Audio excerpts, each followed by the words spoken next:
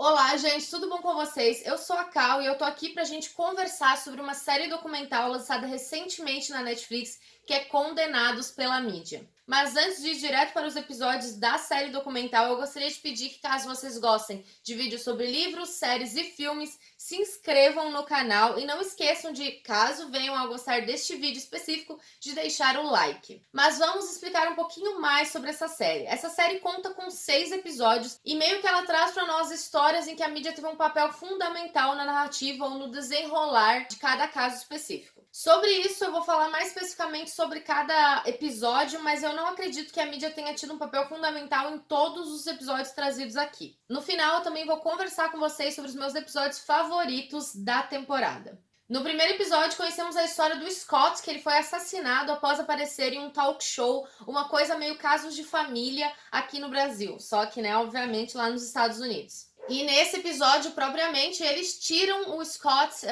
para a televisão ou para os Estados Unidos inteiro do armário. Scott, ele foi assassinado pelo cara que ele admite gostar neste talk show, e aí envolve muita polêmica em relação a isso, porque a pessoa que foi convidada para ser levada lá para o talk show e o Scott admitir que gosta dela, ela não estava sabendo dessa situação. Para demonstrar essa cara de surpresa, ela precisou não ser avisada sobre, ou melhor, os produtores decidiram que não iam avisar a pessoa sobre isso. Considerando também a época que isso aconteceu, gerou bastante constrangimento à pessoa. E aí eles tentam alegar isso como se o fato de o cara ter matado o Scott foi por puro constrangimento. E entram também com um processo contra a televisão, contra o programa, a apresentadora. A coisa vai muito mais além durante o episódio. A gente sabe que tem uma questão relacionada à família do cara também, quem ele era de verdade. Não tem como a gente ter certeza absoluta, porque o assassino, o cara que matou o Scott, ele não fala muito sobre isso no decorrer, mas temos alguns depoimentos do pai dele também. Somos pegos com informações das entrevistas que depois não condizem com testemunhos dados em júri e provas também. É muito complicado você se colocar, porque eu acho que eu vou ter que dar meu ponto de vista em alguns dos casos, pelo menos. Eu acho que neste caso, precisamente, a televisão também, o programa, a emissora também tem plena culpa em relação ao que foi causado, mas é importante relacionar que constrangimento não pode ser causa para assassinato. Honestamente, eu não acho que nada efetivamente deva ser tratado dessa maneira, mas constrangimento não definitivamente pode ser uma causa para matar outra pessoa. E é muito lamentável também ver o advogado dizendo que o cara merecia, com todas as letras, ter morrido porque ele estava provocando. E essas provocações são coisas também que a gente não tem plena noção, até porque a pessoa está morta, não tem como dar a sua própria versão da situação. Não acho que nem Scott, nem o assassino eram vítimas da mídia. Eu acho que principalmente o Scott, ele escolheu estar lá, então ele tinha plena consciência do que aconteceria no programa. Eu acho que ele é vítima do seu assassino, afetado, obviamente, pelas condições que o programa tinha e pelo que ele causou posteriormente, mas ainda assim não podemos jogar toda a responsabilidade em cima de um programa de TV em relação a atitudes humanas. Mas acho que dá para trabalhar muito e conversar ainda bastante sobre o tema. Se você já assistiu essa série documental, vamos conversar no comentário sobre qual é o seu ponto de vista. O episódio 2 se chama Justiceiro do Metrô. Um cara branco atirou em 4 negros dizendo que esses negros estavam tentando assaltá-lo e depois desapareceu, fugiu. Aí vem a questão, alegam legítima defesa, que em defesa dele ele matou outras pessoas, mas a questão acaba se desenrolando de maneiras bem complexas. No início, a mídia ela ressalta o quanto este cara é um justiceiro do metrô, como ele é considerado um super-herói por ter se livrado desses 4 negros que estavam assaltando no metrô. E colocam o cara branco como salvador da pátria, e os meninos negros mereciam aquele tipo de situação. E aí ele acaba gostando um pouquinho dessa situação de fama, mas são descobertas novas provas que incriminam ele, que podem levar ele a não ser assim tão vítima. E aí ele acaba soltando a língua para a mídia e depois, em vez de arcar com as consequências do que ele falou, dos seus próprios atos, ele responsabiliza a mídia por tudo que foi divulgado, sendo que ele deu as entrevistas, ele falou. Eu acho muito complexo essa questão porque, em alguns casos, obviamente, eu concordo que a mídia acaba por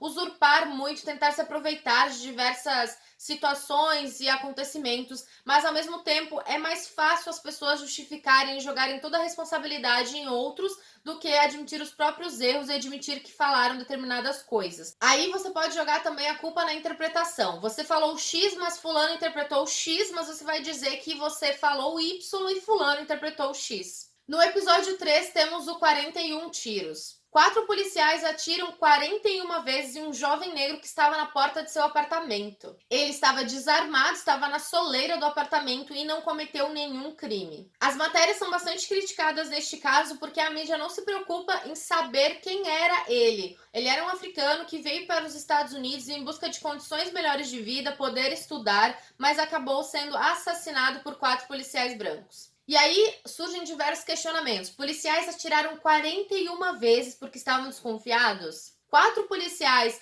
formados, experientes, atiraram 41 vezes em uma pessoa que estava desarmada e não havia cometido nenhum crime e não sugeria perigo? Honestamente, esse episódio só mostra que é tanta coisa injusta que acontece que tu fica revoltada. E mais uma vez, a justiça dos brancos só beneficia os brancos. O episódio 4 foi um dos meus menos favoritos, mas ainda assim ele traz pontos importantes em relação à culpabilização da mídia. Concordo com uma frase deste episódio que fala que há 2 julgamentos, o dentro do tribunal e o de opinião pública, devido ao que a mídia passa de informação. Mas, ao mesmo tempo, se a mídia fosse realmente tão definidora em diversos casos, talvez os resultados fossem diferentes no final. Acho que o nome dessa série deveria ser Privilégios da Justiça para Brancos e Ricos. Richard foi acusado de fraude e lavagem de dinheiro e aí ele culpabiliza, ele faz até um programa próprio para dizer e para provar que a mídia está falando absurdos dele, que ele não é culpado de nada. Ele faz diversas estratégias de marketing, se afilia, usa o nome de Deus,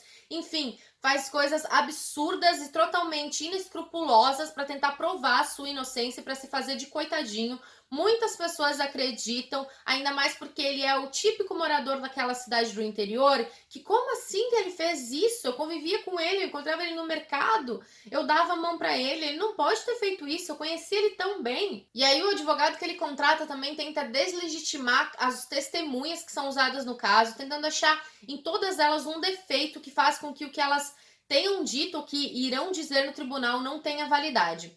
Por fim, a gente descobre que o cara era um baita de um sem vergonha e, na verdade, ele provavelmente sacaneou, porque depois ele foi acusado de mais inúmeras situações. No próprio episódio, ele fala que ele é uma vítima ainda e que ele não fez nada disso, mas, honestamente, eu tenho muitas dúvidas em relação a isso. O episódio 5 se chama Big Dance e é um dos episódios, ou melhor, eu até posso dizer que por me solidarizar muito com a situação, eu acho que é o episódio mais forte, na minha opinião. Vários caras estupraram uma mulher em um bar e outros ficaram assistindo, aplaudindo e urrando. 6 homens foram processados, 4 por efetivamente estuprarem ela e 2 por assistirem, aplaudirem, enfim. Obviamente, a gente bem sabe o que acontece quando uma mulher passa por essa situação. Ela é desvalorizada, ela é xingada, ela é ofendida, ela é minimizada, ela é colocada em uma posição em que, na verdade, ela é a culpada e não eles. Até mesmo no próprio tribunal, ela é colocada, é questionada o tempo inteiro como se ela estivesse sendo acusada.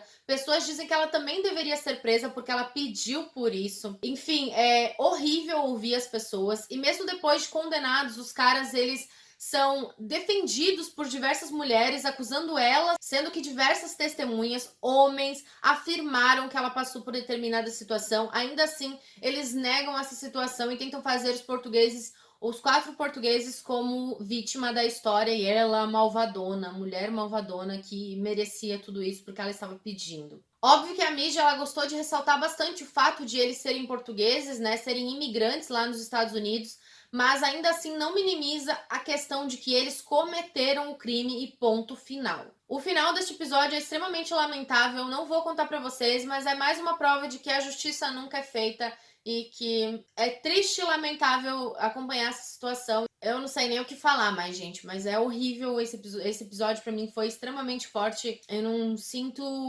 não senti confiança na humanidade, apesar de, graças a Deus, ainda existirem pessoas boas e que tentaram lutar por ela, mas não foi o suficiente no final. O último episódio, pra mim, é o menos interessante. Não sei se é porque eu já tô meio farta de política.